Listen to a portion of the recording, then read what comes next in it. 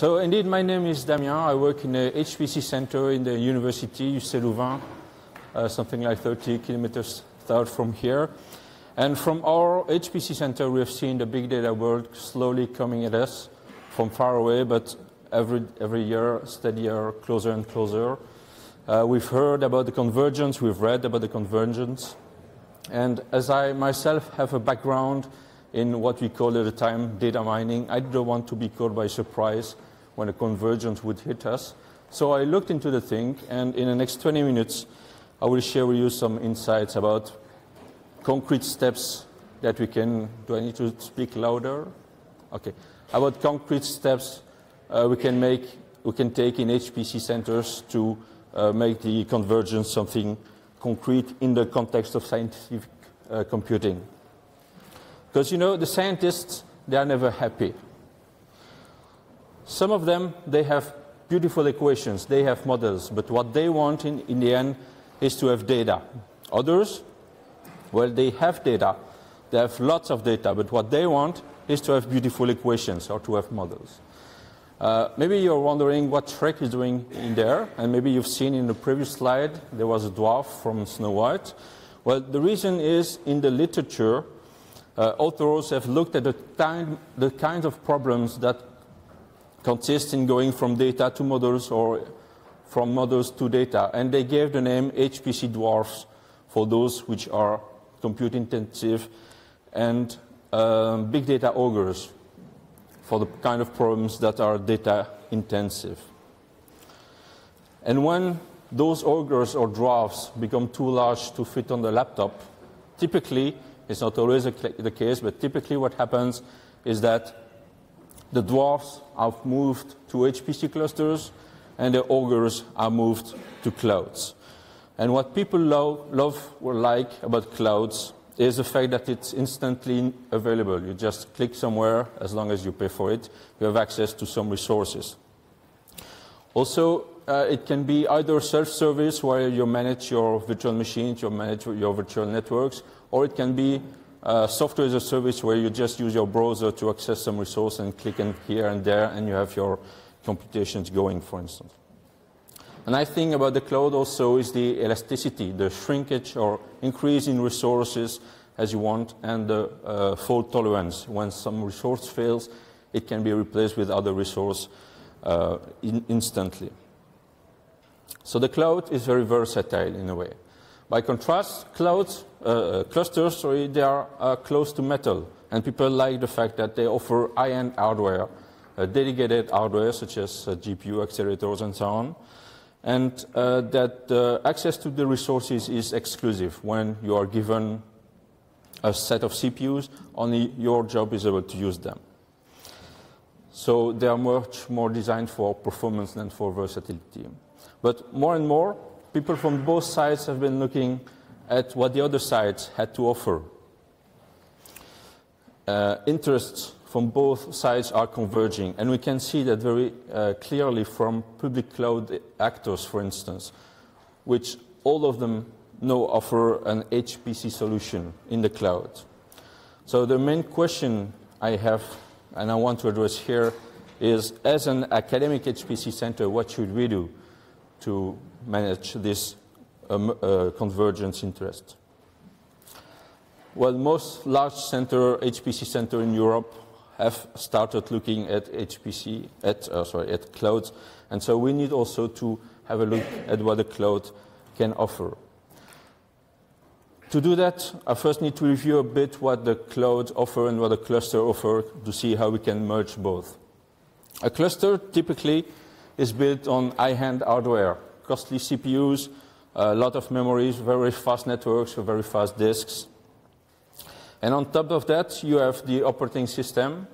Most of the time with our DMA, use a lot to bypass the operating system and make sure that performances go from applications to the hardware very smoothly.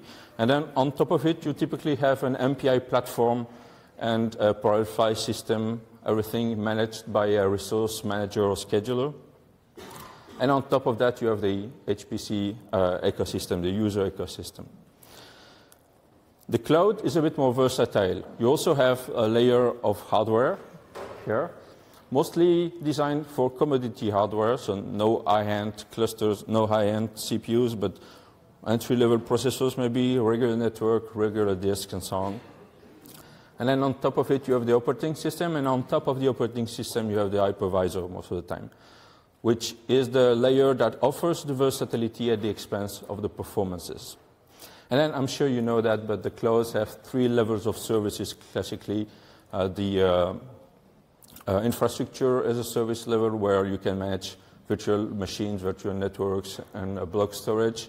And then on top you have on the very top you have the software as a service, mostly accessed by web or apps, where you just abstract the application away and just use it as a service. And then in between you have the platform as a service, which can be related to the HPC platform in the sense that you have some storage solution, typically a distributed file system such as AWFS, and you have MapReduce or Spark or whatever frameworks in which you can perform your computations. And then it's all managed by a resource manager, and you already see that we will want to merge both stacks. There will be some conflict in the resource management because both stacks have one, and then you have the big data ecosystem on top of that.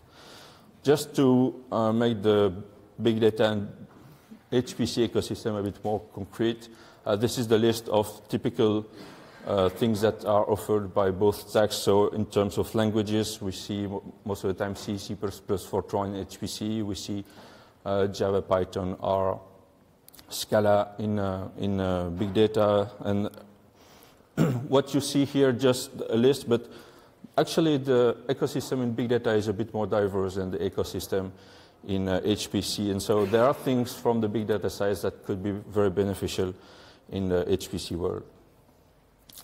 So now I'm going to detail 5 ways that cloud or big data technologies can be embedded into clusters or HPC.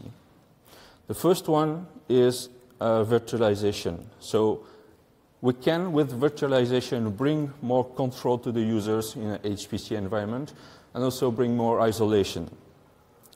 There are mainly 3 ways that we can bring this virtualization onto the cluster. First one is just to install your regular cluster stack and then on top of it install a tool such as Peacock here that allows spinning out virtual machines inside and Slurm allocation, for instance.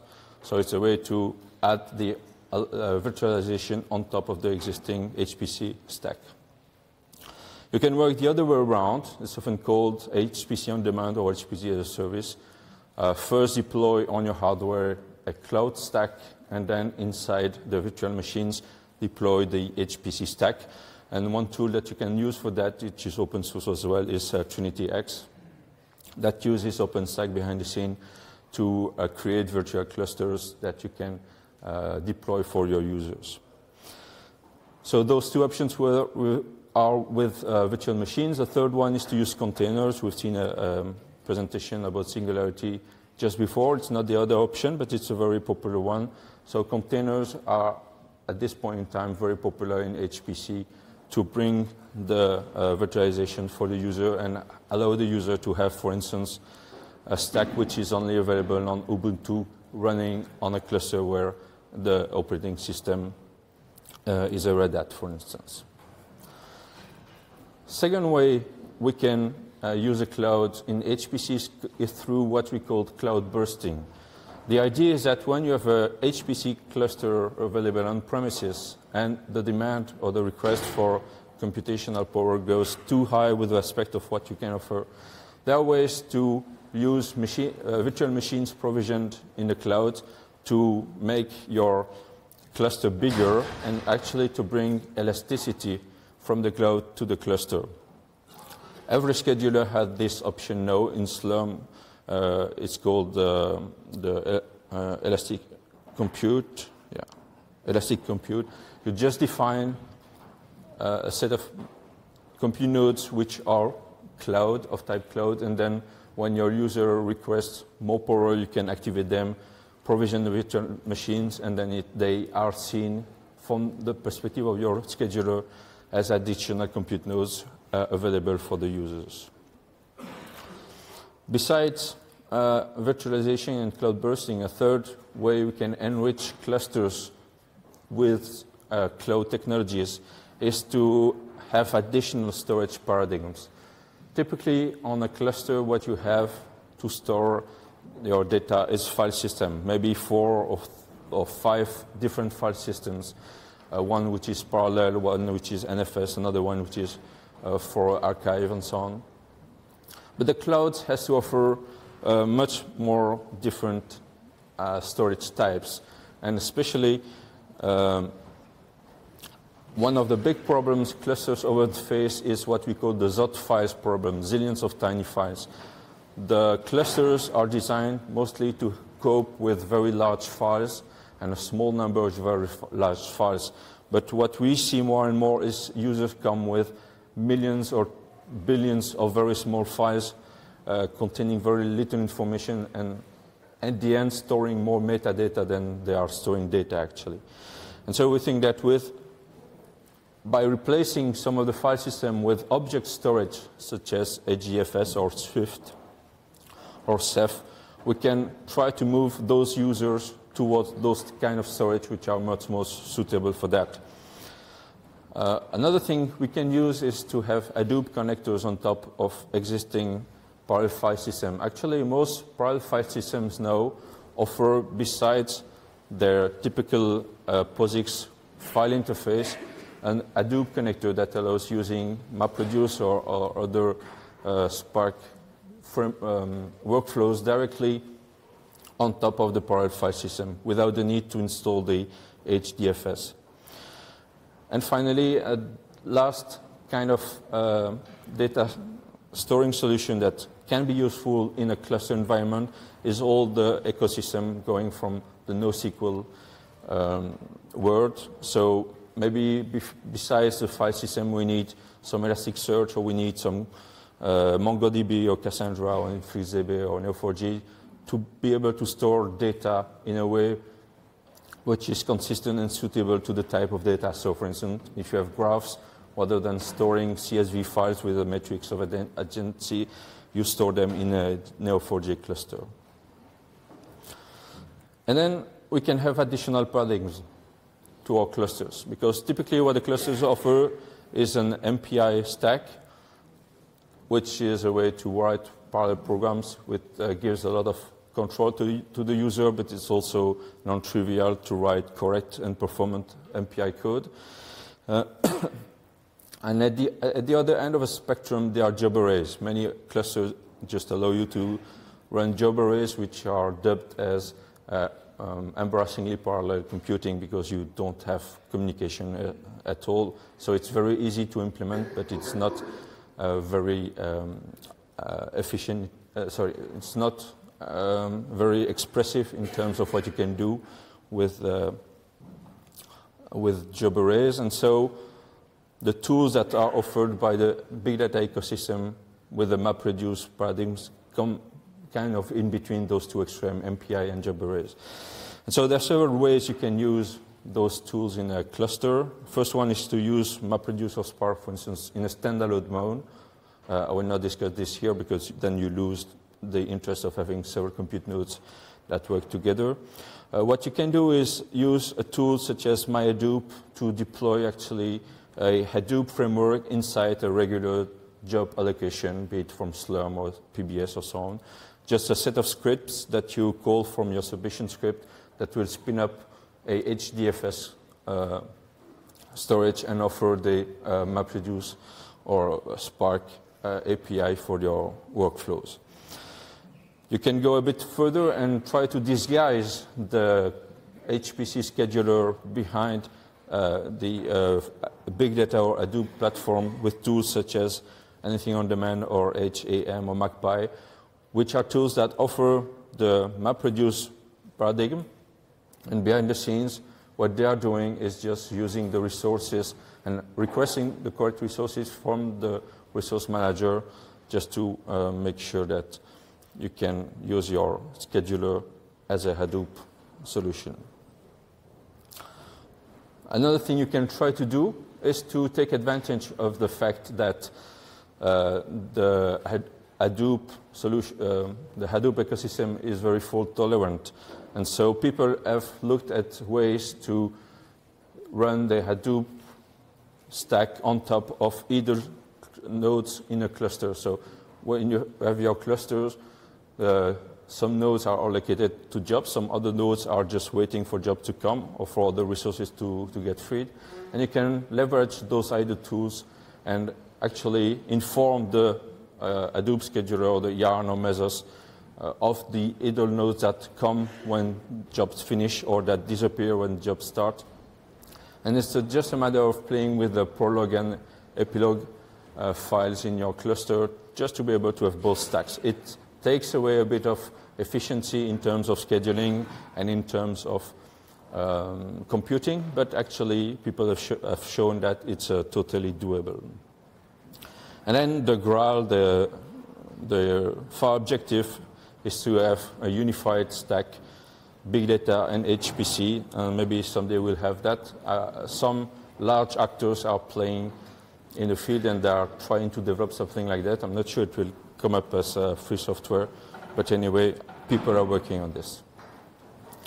And then the final way is to enrich a cluster with web applications and allow the user, for instance, to submit job through a web interface rather than asking them to go through SSH. Sometimes for some people, using the command line is a bit of a hassle and they would prefer to be able to click here and there to submit their jobs, or to use tools such as RStudio or Jupyter to submit jobs interactively and notebooks and so on.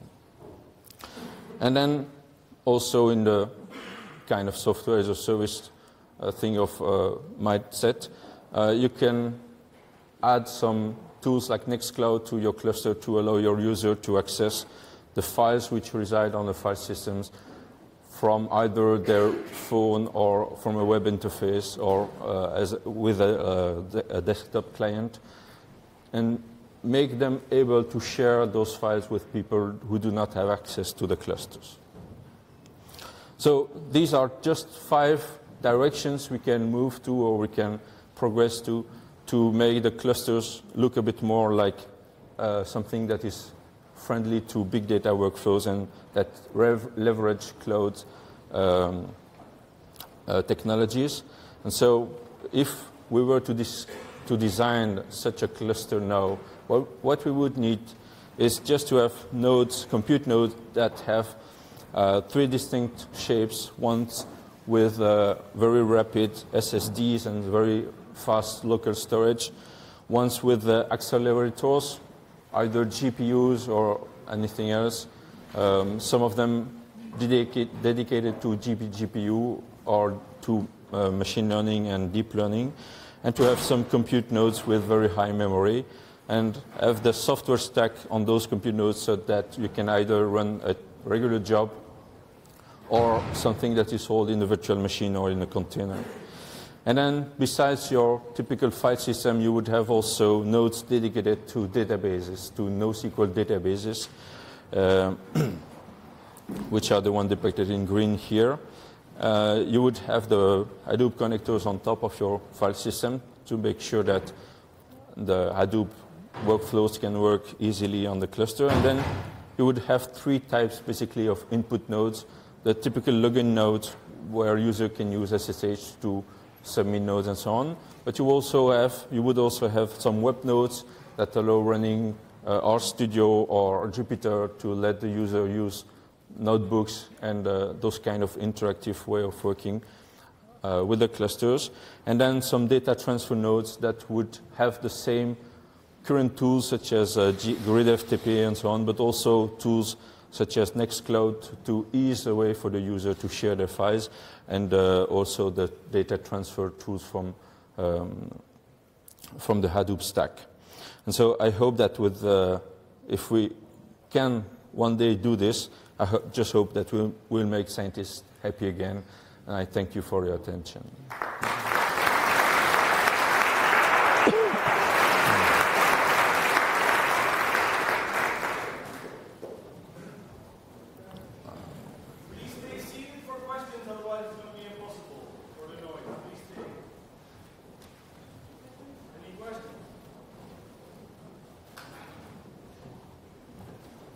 Yeah. Are you trying any of all things you showed? Are you experimenting with any of it? So the question is, are we actually doing what we say here? Yes and no. Yes, in the sense that every single piece has been tried somewhere at some place. No, in the sense that for now we are still not offering a single user interface for all these services. So we have Nextcloud somewhere, we have RCDO some other place, we have a typical cluster, we have MyHadoop, but we don't have a single cluster that offers all things at the same time. But it's what we tend to achieve, we try to achieve.